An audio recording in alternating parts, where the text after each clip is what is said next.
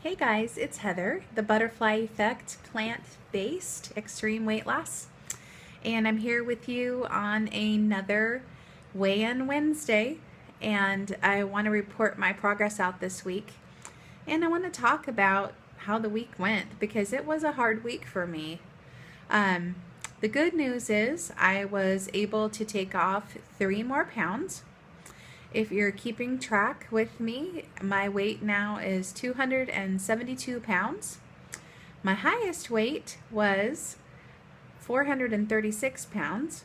So altogether, I have taken off 164 pounds with a plant-based diet this week. So it was a really hard week for me for a couple of reasons. One reason was the hormones were going crazy. I don't know if you ladies also struggle with this, but I have found it to be better since I've been on the plant-based diet, but I still had, whatever it was, I had a terrible battle with the hormones this week. I don't know. Basically, I was hungry all the time. My resolve went out the window. I was fighting for my veganness. I was fighting to stay healthy and to stay out of junk food. Temptations that I normally would be able to handle because I'm used to them, like people bringing junk to work happens on a pretty regular basis. And usually I do okay with that. I just think that's their food. That's not my food. My food is fruits and vegetables and a little bit of beans and a little bit of potatoes. And it was just really hard. I was fighting myself all the time. So I want to give myself some reminders in case that happens again. Because looking back, I realized that there were things that I could have done to support myself that I did not do. Now, as you heard, I was able to still, pull it out of the fire. But a lot of that has been like since the weekend that I got back on track and did a little more exercise and did a little more everything so that I could kind of recover things from where they were. And I'm going to talk about what I think I did wrong that would have, or at least what I didn't do that would have helped me, in case it'll help somebody else. So one thing that I do every day is I eat, well, first of all, I drink a green smoothie. This one's gone. Sorry, it's a dirty cup, but I drink a green smoothie. I drink 2 of these, okay, every day. And I really feel like the greens cut the cravings for the sugar. It's super, super important to get your greens. I always say, I heard David Wolf say, get your greens by any means. And that really resonates with me. If I don't get my greens, I am at the whim of any craving that comes along. So the problem was that I was like, I'm sick of green smoothies. I don't want to have green juice. I don't want to have a green smoothie. That doesn't sound good to me.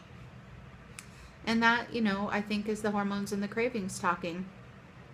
And the thing I forgot is that part of you doesn't get a vote. That's the way I think about it is, hey, brat. It's the brat part of me, I guess, is the way I think of it. You get an opinion and I honor your feelings.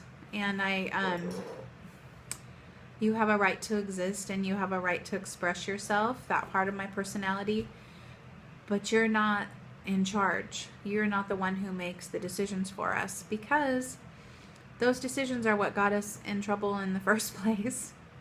And so, that happened. I didn't drink my green smoothies. Mistake number 1, okay? The other thing I didn't do is every day I eat, this is approximately a pound of cooked vegetables. It's lightly steamed. I used to eat them raw, but I like them better lightly steamed. And I've done better having lightly steamed vegetables and actually eating them than having raw veggies in theory, but not liking the taste of them and not eating them. So they're lightly steamed. They don't have any salt on them. They don't have any oil on them. And I eat a minimum of 2, but actually usually 3 of these guys a day. Full of. So I've already eaten 1, 2 more. Okay. Again, the brat was deciding that she didn't want to eat her veggies, you know.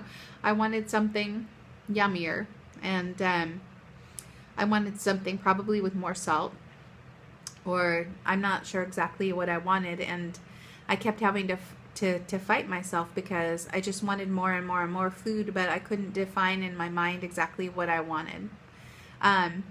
Again, if you eat this much veggies, do you see how much veggies this is? This is a lot of veggies, right? If I eat all of these veggies and 1 more of these, that fills your tummy up, and it takes up a lot of room in your stomach, and it makes you really full and really satisfied, and it gives you a lot of nutrition, so you get everything that your body needs. And it doesn't leave a whole lot of room for things that I choose not to eat now. And because I didn't do what I needed to do to support myself, including drinking enough water, on the days that I was struggling, I also wasn't having enough water. I like to have 2 of these, which is a 2-liter container of water. I like to have 2 of those a day. I didn't have enough water either. So there are a lot of things that I could have done to support myself that I didn't choose to do. And that led to me struggling. When I did some examination, you know, it's a bad feeling to feel out of control.